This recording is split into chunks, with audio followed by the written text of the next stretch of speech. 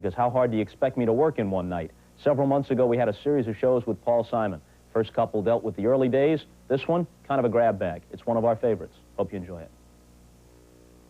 Each song is a slice of feeling and the way you think at a particular time, and it may not be the way you think 5 years later. But you've written lines like, the more I get to thinking, the less I tend to laugh. Does that still hold up? That still tend to be true? I guess it really depends on context. I mean, you know, I wrote a song called Think Too Much. Mm-hmm. People were always saying, oh, well, you think too much. So I wrote this sort of comical song called Think Too Much. I was on Hearts and Bones album. And then I thought, well, you know, you're writing a comical song about think too much, when actually, maybe you do think, maybe you shouldn't be. That could be some kind of defense that you're writing this kind of jokey song about think too much. Maybe it's really true. And then I said, well, this is exactly their point. Now I'm, you know, I'm thinking about, do I think too much? So I said, well, I'll write another song called Think Too Much.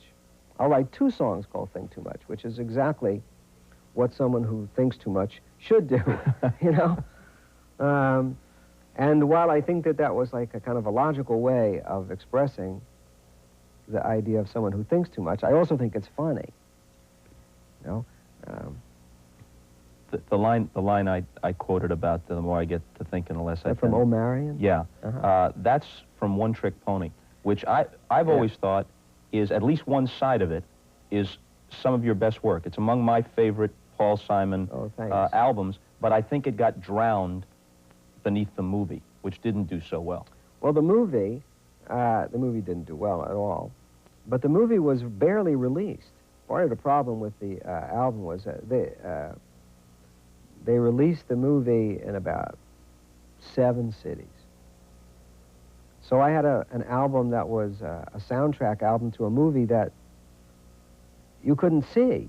I mean, I don't think it was a particularly great movie, but I don't think it was a terrible movie either, you know what I mean? And some reviews actually liked it. I mean, there were some critics that actually put it in their top 10 films of the year, and some people said, this is just ridiculous. What is he doing? Guy doesn't know how to write movies or make movies. I saw it at least twice when it first came out, which was, what, 80 or 81, somewhere around there. Mm-hmm. And I thought that, I think I'm aware of what you were driving at in the movie, but I thought that it just was more heavy-handed than your music, that your persona was a little arch on screen, and the points were not as subtly made as points are made in your best music. Yeah, I'm sure that that's so. I mean, it was my first and only attempt at writing a screenplay. Well, I was having such a good time writing a screenplay. I was so interested in, like, how you write a screenplay. It took me a couple of years to write. That, for me, I felt a sense of pride that I actually wrote a screenplay that was made into a movie, and it became,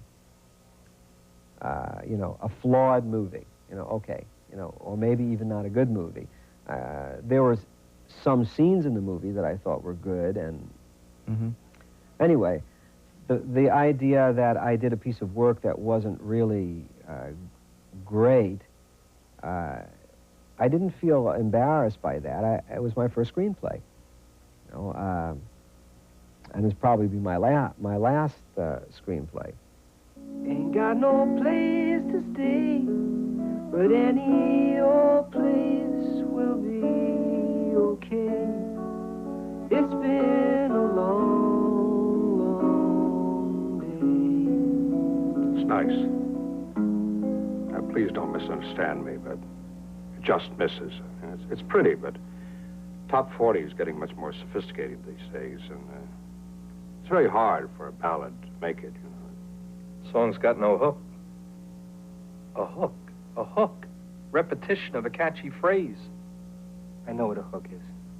There was a whole bunch of guys that I knew, both here and in England, who played their instruments well and wrote songs well, and then the style changed. And they were out. And it wasn't just that they were out, also the places that they could work and earn their living, they kept shrinking. The club circuit kept shrinking. And These guys not only did not have the skills to do something else, they didn't want to do anything else. They were good at what they did, and they liked being musicians, and they were being trapped by the fact that style changed. So that's what I was writing about, that kind of person. And I found that very interesting life dilemma. A lot of people said that why was I doing that when I wasn't that person? Why is Paul Simon so obsessed with failure when the guy's obviously a success? You know, I wasn't writing about me. I was writing about this other character. You know? And it didn't seem to me like you were writing about someone who was an abject failure either, because there was admiration in it.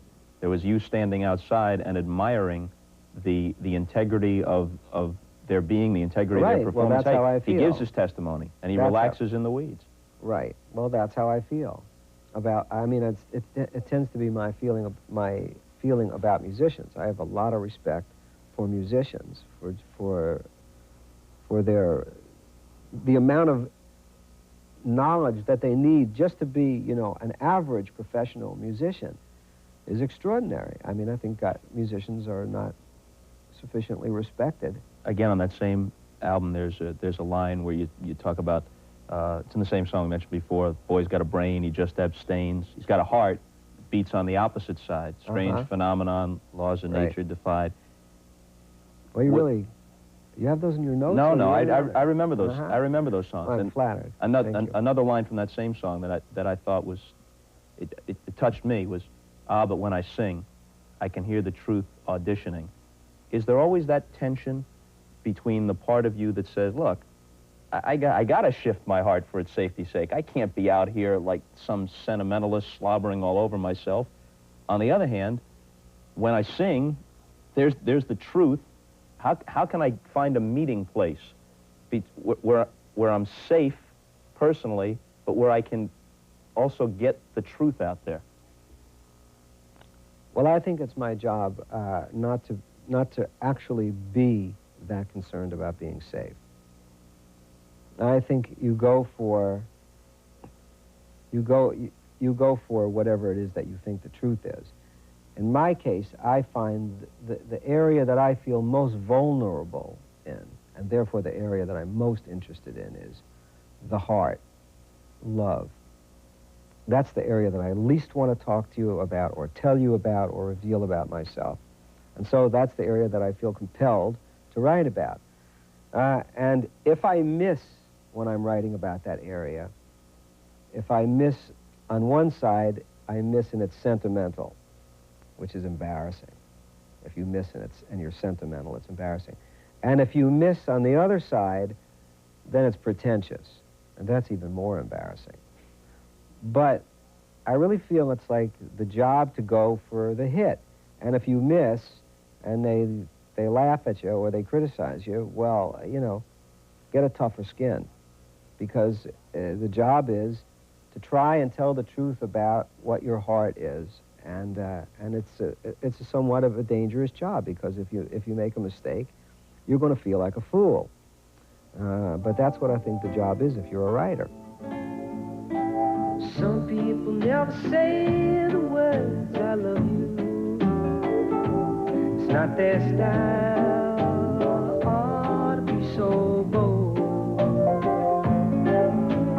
Some people never say those words I love you. But like a child, they're longing to be told.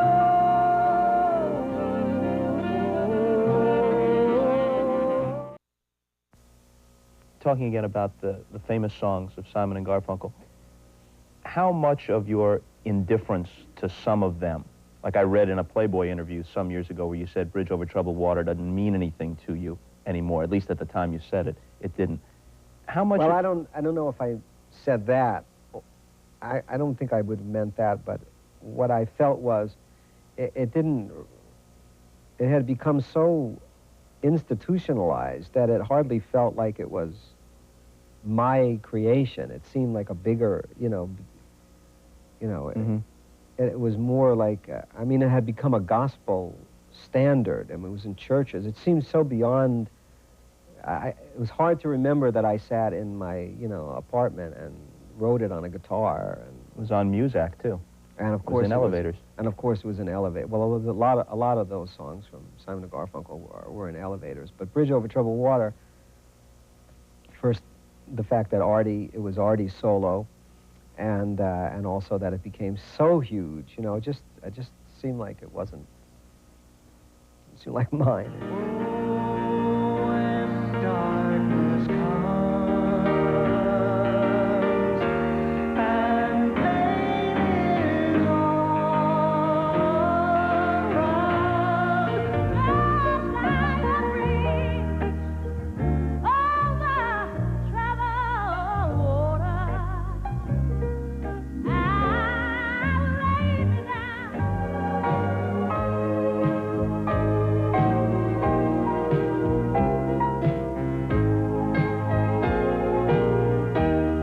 Ever have a moment where you say, I got a song, or a fragment of a song, that's a Simon and Garfunkel song, and if only for that moment, you wish you could bring that back together? Yes, although the way I think of it is, that's a Simon and Garfunkel type melody. Like there's a song on this new album that's called The Cool, Cool River. And there's a section of that song that to me sounds just like Simon and Garfunkel type songs. I mean, it happens to be in a strange time signature. It's in 9/8, which is, Simon and Garfunkel never would have been in, but very much like that in style. But that was part of my writing process and part of my learning. When I started off listening to, totally rejected the music of my father's generation. It wasn't even a rejection, I just simply wasn't interested, And I became interested in music with early rock and roll, and the first music that I liked was doo-wop. And sang in groups, doo-wop groups, with Artie, in fact. And so that was the first style that I started to write in, and then when the folk movement started, I was listening to the Weavers and Pete Seeger and the Kingston Trio, and then Bob Dylan, and then that whole scene of Phil Oakes and Tom Paxton and Dave Van Runk and all of that. Then I moved to England, and I became further involved in the English, the English style of folk and blues. And all of that became music that I, at one time wrote in. And I feel now that when I write, I'm drawing upon all these different periods and my knowledge of music, even my knowledge of music that, was pre-rock and roll. How much of your best lyrics do you think would stand alone as poetry, or can it never be regarded that way? That the music is lifted by the lyric, and the lyric lifted by the music, and they're inseparable. That is what is unique about songwriting. I think you can take individual lines of my lyrics, and they're very interesting, and they may have a very interesting image. But if they're not attached to the right melody, what's the difference, really? It's the combination that makes a song, and that makes for a powerful song.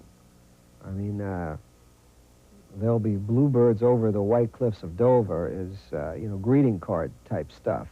But in the context of the melody and in World War II, it was extraordinarily powerful and able to move a nation. And that's what it was. It was a song. You weren't supposed to separate. You weren't supposed to separate them. So that's what a song is. The melody can't be described as well as lyrics can be, and it touches some part of you that is nonverbal, and that's what's great about it. And if you combine it with the right sounds and the right image, then it's extraordinary. And if you have an extraordinary image with the wrong melodic thing, well, you might as well write it as a piece of poetry. It's not a song. I guess it's hard to explain, except everybody who likes... That's eloquent. Yeah, because that's music. It's non-verbal, and the voice, the human voice, can convey all kinds of meanings that you wouldn't get just from the words. I mean, Bob Dylan, who was not considered to be like a technically great singer, has, I think, in the quality of his voice, the ability to convey more than one meaning at once with the same line, which is extraordinary. Same with John Lennon. So I mean, there's something wonderful about certain voices, and they can convey powerful emotions and meanings just with their sound, and there's no way of describing why or even imitating it. You just said something very nice about Bob Dylan. Some years ago in the Playboy interview you did, you said it was difficult to compliment Dylan, even though he richly deserves it in some cases, because he himself is ungenerous toward other musicians. You still feel that way?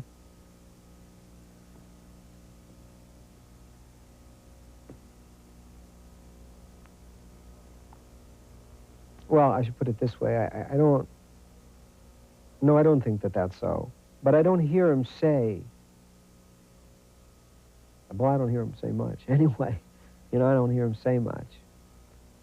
I've heard him, I mean, he's credited Woody Guthrie and people, but I don't hear him say much about other musicians. I could be wrong, though. I'm not like really following what he's saying all the time, and maybe I shouldn't have said that. In the beginning part of my career, I and so many other writers of my generation were constantly compared to and measured against Dylan and Lennon, McCartney, but in my case particularly Dylan, because we were both people whose words were being examined. That I just felt like always uncomfortable about it. I don't feel that way anymore. I haven't felt that way for a long time. But in the beginning, I felt I was always being compared, usually unfavorably, to Bob. And in fact, he was really the great lyricist of the 60s, and deserved all his praise. And so maybe I was just reacting to that. It was like kind of an irritant that wasn't his fault. It wasn't like that he ever did anything. And in fact, personally, he's been actually very nice to me, and nice about my work. You're so unhip when you say Dylan. He thinks you're talking about Dylan Thomas, whoever he was. How kindly do you think history will view rock and roll? Is it an essentially limited form so that the very best, so that John Lennon or Dylan at his best or Paul Simon stand as the valedictorians of that class, but it's a different class than Duke Ellington or George Gershwin or Cole Porter? It really takes like 100 years before you get to decide whether Gershwin was a giant of popular music and Lennon or Dylan were not in the same league, or vice versa. Certainly on a musical level, Gershwin was a more sophisticated musician and composer. But Dylan's understanding of his time and the Lennon-McCartney understanding of their time was extraordinary. And we were at that point in an age where people understood the media and the immediacy of work. The context, you would have to understand the context of an age to understand just how well somebody was doing. There it is. Breeze over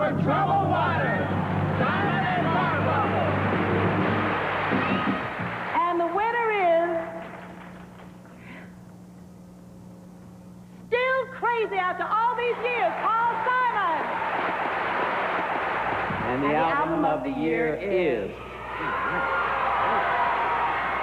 That is happy. Graceland! Finally, to express my deep admiration and love for the singers and musicians from South Africa who work with me on Graceland. They live along with other South African artists and their countrymen under one of the most repressive regimes on the planet today, and still they are able to produce music of great power and nuance and joy, and I find that just extraordinary, and they have my great respect and love. Thank you.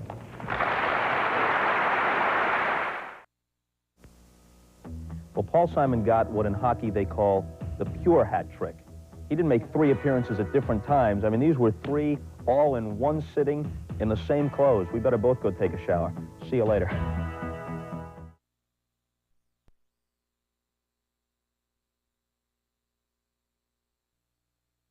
Lane expert. You know this type of person? Constantly re-evaluating their lane choice. Never quite sure, is this the best lane for me, for my life? They're always a little bit ahead of you. Could I get in over there? Could I get ahead of you? Could I get in there? Yeah, come on over here, pal. We're zooming over here. This is the secret lane. Nobody knows about it. I think the ultimate psychological test of traffic is the total dead stop. Not even rolling, and you look out the window, you can see gum clearly.